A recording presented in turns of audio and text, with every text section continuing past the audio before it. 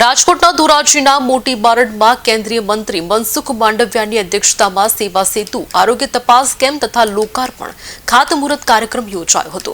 ગામ પાસેના તળાવને ઊંડું કરવાના કાર્યનો શુભારંભ તથા નવનિર્મિત પેટા પશુ દવાખાનાનું લોકાર્પણ કરવામાં આવ્યું। મનસુખ માંડવિયાએ જણાવ્યું કે જનપ્રતિનિધિઓ અધિકારીઓ લોકોના આ દ્વારે જઈને પ્રશ્નો ઉકેલી સેવાઓના લાભ પહોંચાડે છે।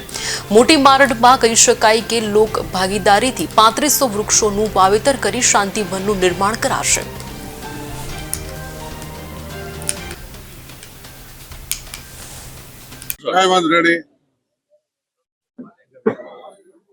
ધોરાજી તાલુકાના મોટી મારડ જિલ્લા પંચાયત સીટની અંદર સેવા સેતુ નો કાર્યક્રમ યોજાયો।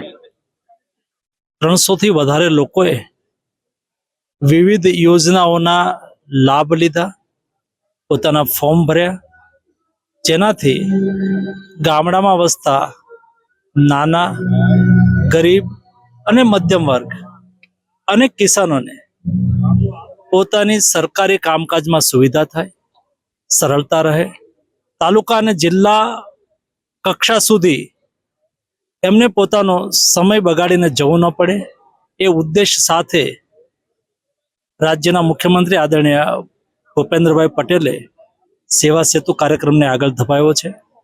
આ કાર્યક્રમમાં ઉપસ્થિત સૌ લાભાર્થીઓને પણ અભિનંદન પાઠવું છું।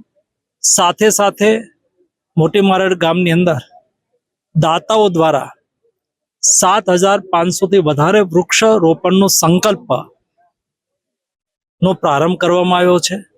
આજે વૃક્ષારોપણનો પ્રારંભ કરીને વૃક્ષો ઉછેરીને મોદીજીના સસ્ટેનેબિલિટી અને ગ્લોબલ વોર્મિંગ સામેની લડાઈમાં મોટી મારડ પણ સહયોગી થઈ રહ્યું છે। દાતાઓને પણ અભિનંદન પાઠવું।